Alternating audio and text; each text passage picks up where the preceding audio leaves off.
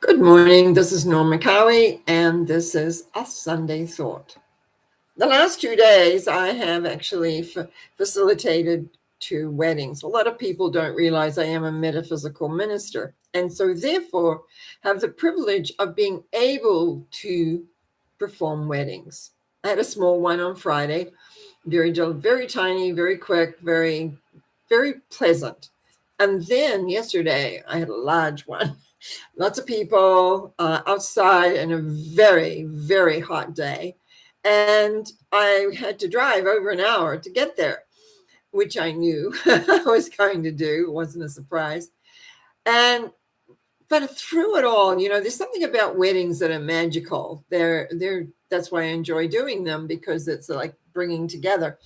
And as I was driving home, I was contemplating commitment. Very often today, people live together before they get married.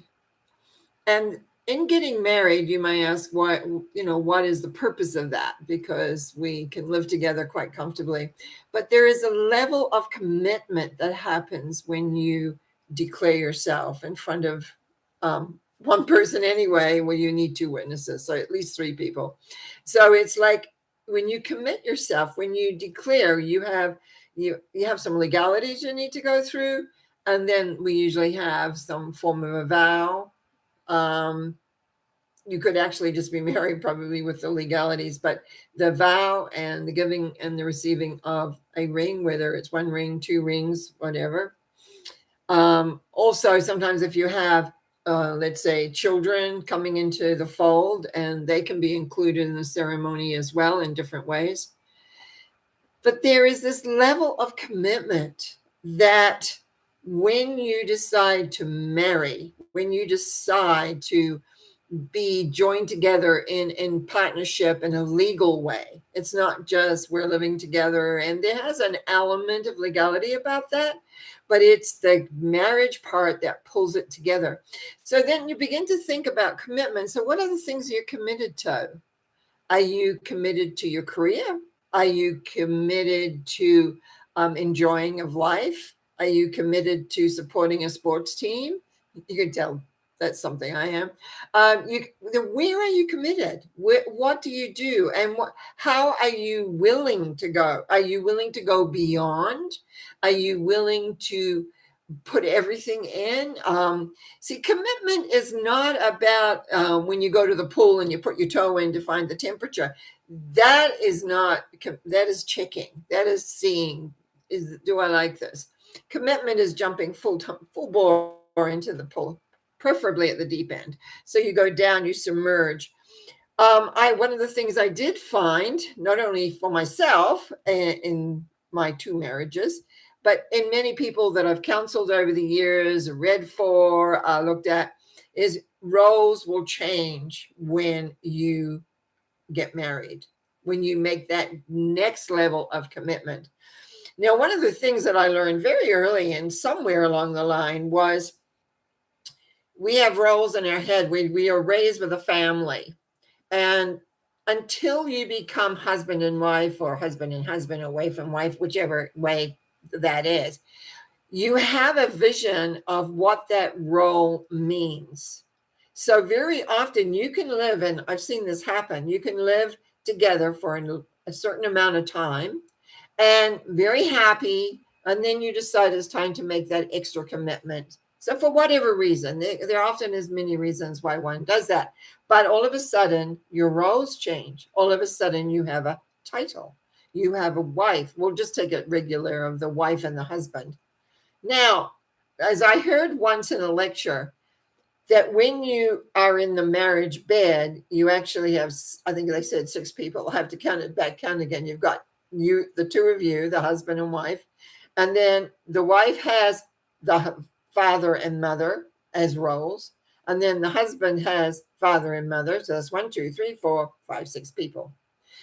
And very often people are not aware or prepared for the influence of the role, because you don't think anything of it. You just think, oh, well, we've been together. It's been easy. It hasn't been a problem. Now, all of a sudden, you have this role this role that you haven't even maybe thought of because it was natural and normal. You're just making this extra commitment. And now the fun starts because there's expectations within the role. There's expectations that were not in the relationship beforehand.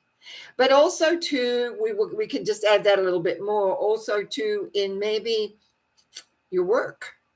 All of a sudden you're married, and you've got an extra commitment because you got an extra commitment. Now, how does that affect your work? How does that affect how you communicate? How does that affect all the different elements that go on?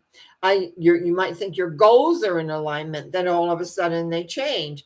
Like many things happen when you make a commitment to whatever it may be. It may be a cause, or it may be as a support for, as I said earlier, for a team or something. And all of a sudden, everything begins to shift and change. Commitments bring responsibility. Seems weird. Why would we be responsible because we want to go out and cheer for a team? But it does, because you feel that you need to be there. You feel that you want to be there. And if your partner is all of a sudden not really, as interested, that can create an issue or a problem. So I really want you to think this week, as our Sunday thought is, where am I committed? How strong am I in commitment? And if you're in a relationship, are you being authentic you, or are you being your mother or your husband? You know what I mean? Or your father, sorry, not your husband. Your mother or your father. What's your expectations? Are your expectations that you may not be aware of? So it's only through contemplation, looking and thinking and figuring and realizing, oh yeah, that's what my mom I'm doing. I'm becoming my mother, or I'm expecting him to be like my father. It wouldn't have happened before until that legality happens, until the commitment is made. And commitments usually have a nice little rainbow time. It's really nice, actually. And then these roles keep coming up because, as I said, you've now become joined. You become a wife or a husband, or wife and a wife, or a husband and husband, or whatever, but your role has changed. So it really is important to look at commitment's wonderful, I think, but you've got to also look at the effect that commitment would have. You can do it in all sorts of areas of your life. How committed are you? Many people think they are committed to a cause or an ideal, but when it comes to really accepting the responsibility of that, they may not be so much.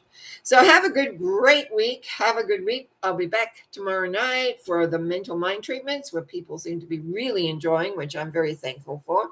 And then again on Wednesday with my main talk. Thank you so much for listening, subscribing, and sharing. Lots of shares, and I appreciate that. Thank you. And I'll see you tomorrow night.